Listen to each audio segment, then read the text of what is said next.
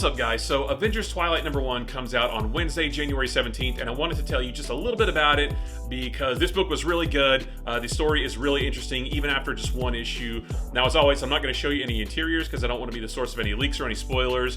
But yeah, like I said, this is really good. I know that when we first heard about this and that animated trailer dropped, there's a little bit of confusion. You know, what exactly is this?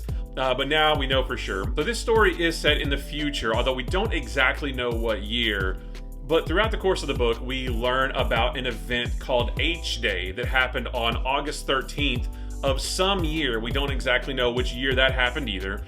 But during that event, a whole bunch of supervillains who were enhanced by Ultron teamed up and took out a whole bunch of different heroes and completely leveled Boston. And that kind of changed the public's perception of heroes from then on out. Now, we follow an old Steve Rogers through this story who says that he has no super soldier serum left in his body. So he's basically just an ordinary man now. He's got like back problems and things like that. We also see an old Luke Cage and an old Matt Murdock. We see that they meet with each other on a regular basis. America in this story seems to be controlled by some sort of fascist regime, and James Stark, who is the son of Tony Stark and Janet Van Dyne, is a big part of that. We learned that the government and S.H.I.E.L.D. is squashing any political dissent. There is a new team of Avengers that is laying waste to any overseas countries, but the general population of America is not aware of any of this because the government and S.H.I.E.L.D. and all those guys in control, they are controlling the internet and the media.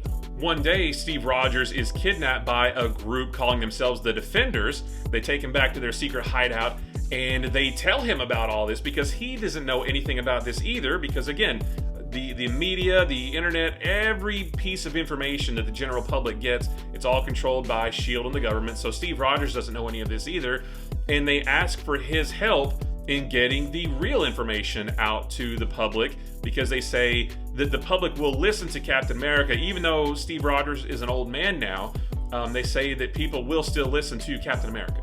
Now, that's all I'm going to tell you about the story because, again, I don't want to spoil anything, but there are a couple of surprises in this, and what happens at the end really makes me want to see what happens in the next issue and how this series unfolds. But this is a really cool story. I love these kinds of, not necessarily post-apocalyptic, but future stories where things aren't going so great and heroes kind of have to come out of retirement to fix everything. Those kinds of stories, and that's what this is.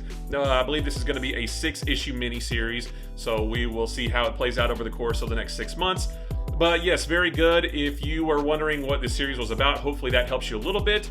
And I really like it. I recommend it, especially if you like these kind of stories. So if it sounds interesting to you and you pick it up, let me know what you think.